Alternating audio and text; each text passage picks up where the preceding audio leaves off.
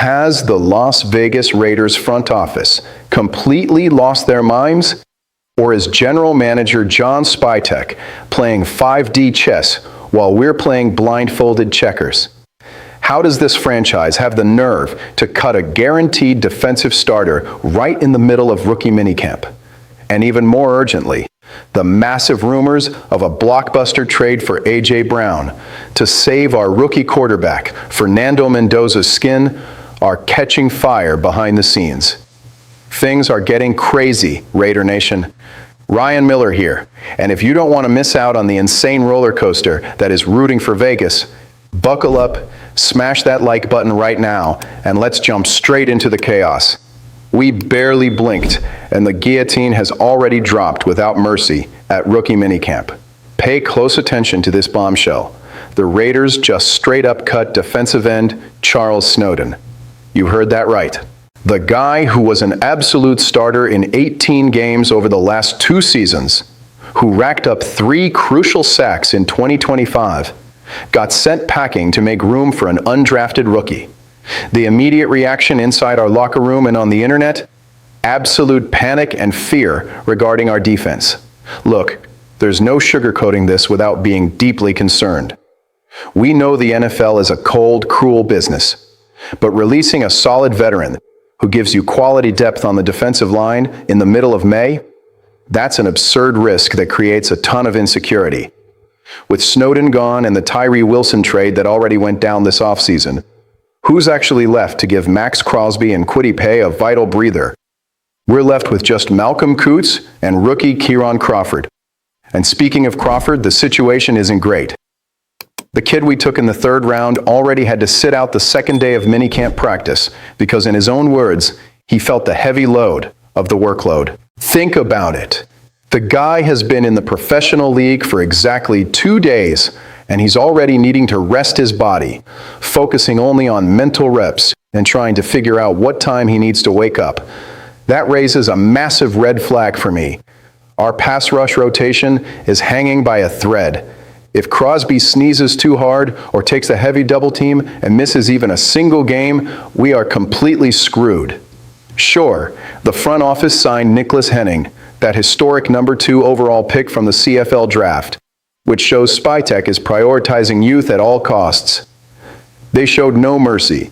They cut practice squad veterans like Layden Robinson and McClendon Curtis, and even rookie tight end Matt Lauder, who had insane chemistry with Ashton Genty out of Boise State, got cut early. My read on this is straightforward. There's a kamikaze bet being placed on the athletic ceiling of these young guys. Is the hope to bring Snowden back later on a cheap minimum deal? Maybe. But until then, this roster insecurity has already set off the red alarms. The vast majority of our fan base knows that lacking a defensive rotation costs you wins in the 4th quarter. And in the AFC West, my friend, a lack of defense is a death sentence. Now, if the situation with our defensive line gave you insomnia and a pit in your stomach, wait until you see the level of aggression and insane urgency they're planning for the offensive side of the ball. Brace yourselves and flip the switch. There's a colossal move gaining terrifying momentum behind the scenes, something that could change the modern history of our franchise. The Las Vegas Raiders are being pointed out by insiders as a very real landing spot for a blockbuster trade for the Philadelphia Eagles All-Pro wide receiver, A.J. Brown. The raw, naked truth is this: we sweated blood to draft Fernando Mendoza with the number 1 overall pick. He's the guy for the present and the future. The franchise went all in, betting he's the maestro chosen to lead us back to the Super Bowl, something we haven't won since Ronald Reagan was sitting in the Oval Office. But there's a vital detail here. You can't hand the keys to an F1 car to a genius kid and give him bald tires to race on. Our current wide receiver room, it's weak. There's no sweeping it under the rug.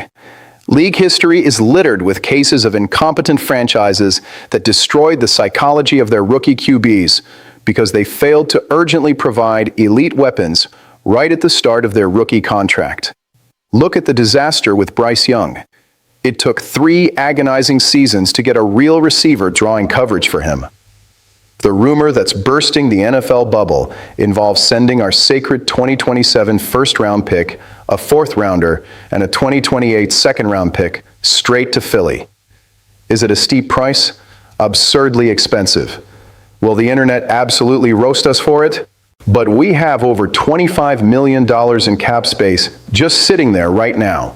The cash and the cap space are right there, screaming to be used.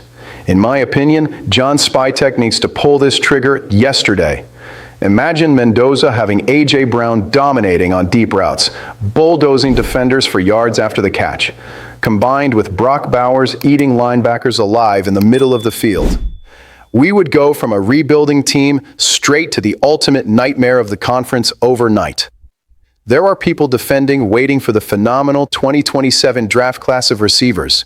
But who's guaranteed tomorrow in the NFL? Mendoza's window of opportunity is open right now. If the New England Patriots are making a strong push for A.J., we have to kick the door down, beat their offer, and steal that talent away. It's time to act with the aggression that built the Raiders' mystique. To recap the daily chaos, we send a veteran pass rusher packing, putting terrifying pressure on the backs of rookies who can barely survive minicamp. While on offense, we're dreaming of mortgaging the entire future of the franchise to bring in A.J. Brown and push for a championship for Mendoza. Now the ball is in your court, Raider Nation, and I want to see the chat catch fire. Would you sacrifice our 2027 first-round pick for A.J. Brown today? Or would you rather keep that pick and suffer with the current offense for another year? Sound off in the comments because I'm going to read all of them.